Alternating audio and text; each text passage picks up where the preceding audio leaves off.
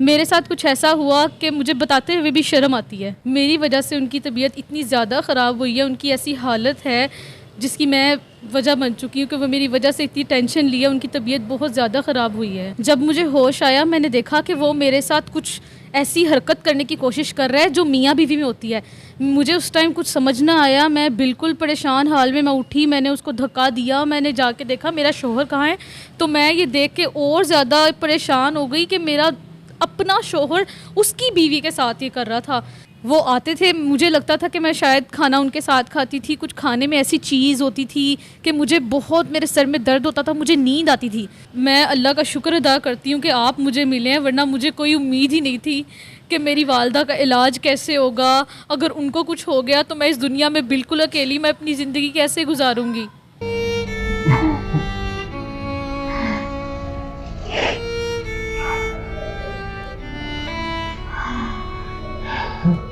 अस्सलाम वालेकुम नाजरीन, मैं हूं आपका अपना मेज़बान ज़ुहैब सागर और आप देख रहे हैं मेरा अपना यूट्यूब चैनल। नाजरीन, हमारे साथ एक बड़ी परेशान बहन मौजूद बैठी हुई हैं।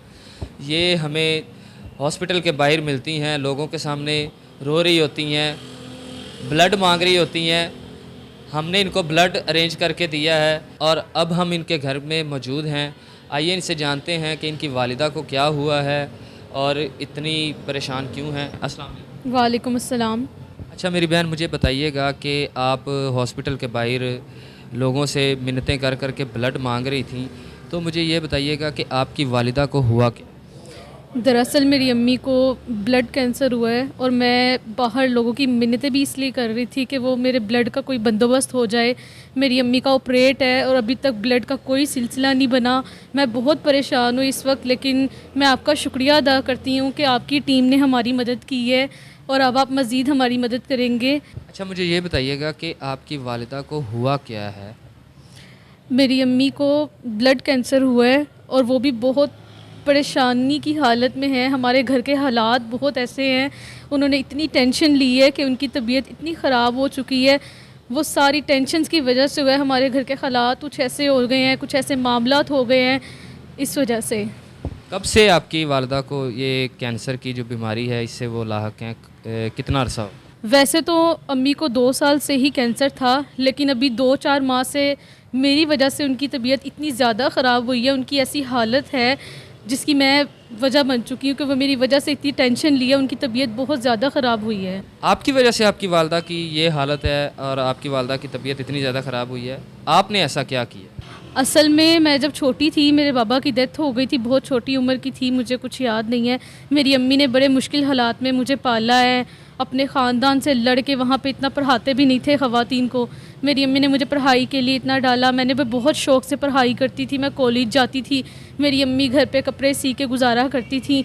इस तरह हमारे हालात थे और मेरी अम्मी का भी शौक़ था कि मैं कुछ पढ़ लिख के कुछ अच्छी जॉब करूँ, अच्छा मुस्तकबिल हमारा बने। तो मैं जब कॉलेज जाती थी तो एक लड़का था जो मुझे, जैसे आपको पता है आजकल के कुछ ऐसे थे, तो मैं समझती थी वो लड़का भी उनमें से एक है। मैं उसे हर दफ़ा मना करती थी कि नहीं, ये चीज़, मैं सिर्फ़ अपनी पढ़ाई पे फोकस करना चाहती हूँ, मैं अपना मुस्तकबिल बनाना चाहती हूँ।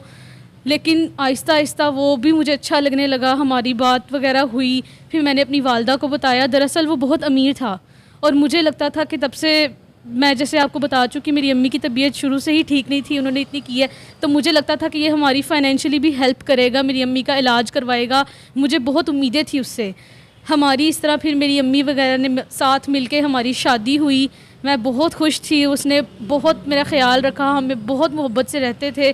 शादी के शुरू के 4-5 माह में हम बहुत खुशी से रहते थे, वो मुझे बहुत मेरा ख्याल करता था, हम मोहब्बत से रहते थे, हम एक खुशगवार ज़िंदगी गुजारे थे। मैं हमेशा बहुत अच्छी ज़िंदगी चाहती थी, लेकिन फिर कुछ ऐसा हुआ, मेरी ज़िंदगी के हालात कुछ ऐसे बदले, मेरे साथ कुछ ऐसा हुआ कि मुझे बताते हुए भी शर्म आती है। आप मुझे अपना भाई समझें, अल्हम्दुलिल्लाह आप मेरी बहन है। मुझे आप बताएं ऐसा क्या हुआ, बताएंगी तो मसले का हल निकलेगा और हम आपकी सपोर्ट करेंगे। दरअसल शादी के शुरू में तो मैं आपको बता चुकी हूँ, हम बहुत खुशी से रहते थे। मैं समझती थी मेरी ज़िंदगी खुशियों से भरपूर है, मोहब्बत से, इखलाक से हम रहते थे।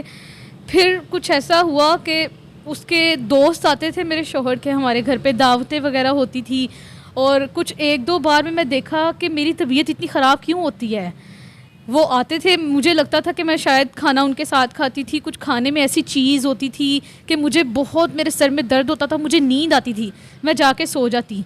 कुछ 1-2 बार गुज़रे तो मुझे कुछ अजीब फ़ील हुआ कि ऐसा क्यों, मेरी तबीयत इतनी ख़राब हो रही, मुझे क्यों इतनी नींद आने लग जाती है।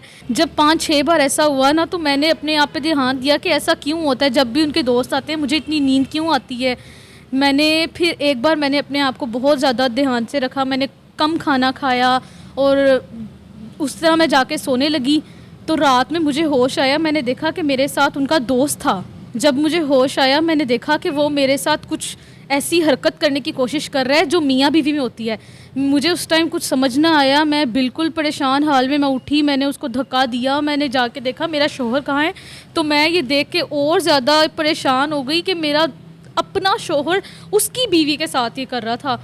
मेरी ज़िंदगी ऐसे लगा जैसे क़यामत टूट पड़ी है।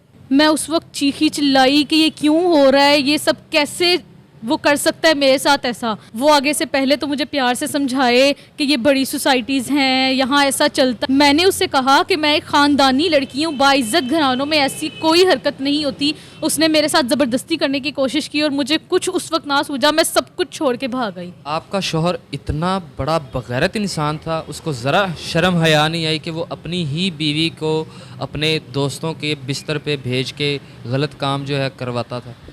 मैं कहती हूँ वो बगैरत इंसान ही था जिसको अपनी इज़्ज़त का इतना ख़याल नहीं है कि वो अपनी इज़्ज़त दूसरों के हवाले कर रहा है। मैं उस वक्त कुछ मुझे नहीं सूझा, मैंने रात के 3 बजे वहाँ से रिक्शा करवाया और मैं अपने घर आ गई। मैं वहाँ से जब निकली अपनी वालदा के घर आई, मैंने अपनी अम्मी को सब बताया माजरा कि मेरे साथ वहाँ क्या हुआ है। ये बात सुन के मेरी अम्मी की मज़ीद ज़्यादा टेंशन हो गई और इस वजह से ही माँ की आज ये हालत है। अच्छा, आपके शौहर ने आपको मनाने की कोशिश की हो या आपसे रब्ता करने की कोशिश की हो, क्या पता उसको गैरत आ गई हो। जी, बिल्कुल उसने बहुत कॉल्स की, उसने रब्ता करने की कोशिश की, लेकिन मेरा यही ख़्याल है कि जो एक दफ़ा ऐसी हरकत कर सकता है, क्या वो कल को दोबारा मेरे साथ ऐसा नहीं करेगा? जी, बिल्कुल आप ये बात तो ठीक कह रही हैं कि एक दफ़ा जो शौहर इस तरह की हरकत कर सकता है उस पे एतबार करना मुश्किल ही नहीं नामुमकिन होता है। लेकिन फिर भी जी, बिल्कुल आप ठीक कह रही हैं कि एक दफ़ा किसी पे एतबार उठ जाए तो दोबारा उस पे यकीन करना बहुत मुश्किल होता है। तो मुझे अब आप ये बताएं कि आपकी वालिदा के इलाज पे ख़र्चा कितना है और आपकी वालिदा को मर्ज़ कौन सी है और किस स्टेज तक? मेरी अम्मी को पहले तो ब्लड कैंसर था और अब मेरी टेंशन लेने की वजह से उनको चेस्ट कैंसर भी हो गया और अब वो हॉस्पिटल में है, उनकी तबीयत बहुत ज़्यादा ख़राब है। और आपने जैसे बताया था कि आप मेरी मदद करेंगे, मैं चाहती हूँ कि कोई ऐसा हो जो मेरी अम्मी को भी अपनी वालदा की तरह ख़याल करे, उनका इलाज करवाए और हमें एक बाइज़्ज़त ज़िंदगी दे। डॉक्टर्स अब क्या कहते हैं कि आपकी वालिदा का जो ऑपरेशन है वो कम से कम कितने वक्त में हो जाना चाहिए और ज़्यादा से ज़्यादा कितना टाइम है उनके पास? डॉक्टर का कहना है कि कम से कम वक्त उनके 2 हफ़्ते हैं और उनका ख़र्चा 8 से 10 लाख का है और वो कहते हैं ज़्यादा से ज़्यादा वक्त 2 महीने का होना चाहिए वरना उनकी तबीयत मज़ीद ज़्यादा बिगड़ सकती है। मैं अल्लाह का शुक्र अदा करती हूँ कि आप मुझे मिले हैं, वरना मुझे कोई उम्मीद ही नहीं थी कि मेरी वालदा का इलाज कैसे होगा। अगर उनको कुछ हो गया तो मैं इस दुनिया में बिल्कुल अकेली, मैं अपनी ज़िंदगी कैसे गुजारूँगी।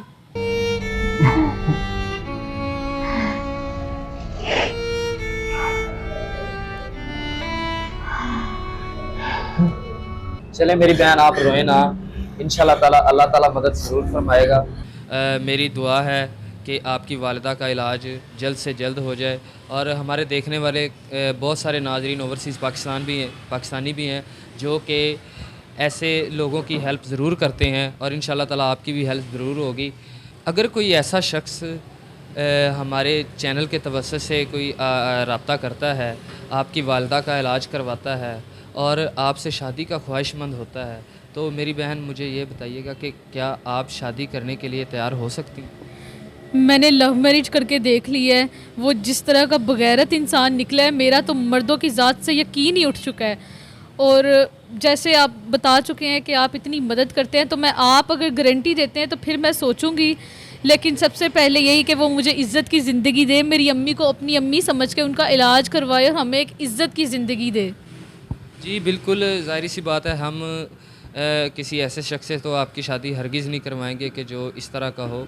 हम पहले ख़ुद जो है वेरिफिकेशन करेंगे और जो आपकी वालिदा का इलाज करवा सकता हो, आपको इज़्ज़त दे सकता हो, हम उनसे ही आपकी शादी करवाएंगे इंशाल्लाह ताला।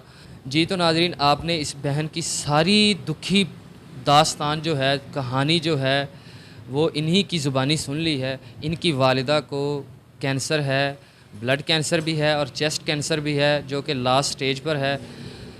ऑपरेशन बहुत ज़्यादा ज़रूरी है, कम से कम 2 हफ़्ते हैं और ज़्यादा से ज़्यादा 2 महीनों का टाइम है। आप सबसे गुजारिश ये है कि जितनी हो सके इस बहन की सपोर्ट ज़रूर कीजिए, हेल्प ज़रूर कीजिए इनकी वालदा के इलाज करवाने में। और जो शख्स इनको इज़्ज़त देना चाहता है, इनसे निकाह करना चाहता है, वो दिए गए नंबर पे ज़रूर रब्ता करे। और जाते जाते मैं एक और जो है पैगाम ऐसे लोगों को देना चाहता हूँ कि जो अपनी बीवियों के साथ ऐसा सलूक करते हैं, उनको ये सोचना चाहिए कि वो भी किसी की बेटी है, जैसे आपकी माएँ बहनें हैं, वो भी किसी की बेटी है, किसी की बहन है। तो खुदारा ऐसे गलत जो है ना, ऐसी घटिया हरकत जो है ना, वो करने से बाज़ आएँ, अल्लाह से डरें। अल्लाह की लाठी बेआवाज़ है, वो आपके घर पे भी पड़ सकती। मिलते हैं किसी नई वीडियो के साथ, तब तक के लिए मुझे दीजिए इजाज़त। अल्लाह हाफ़िज़।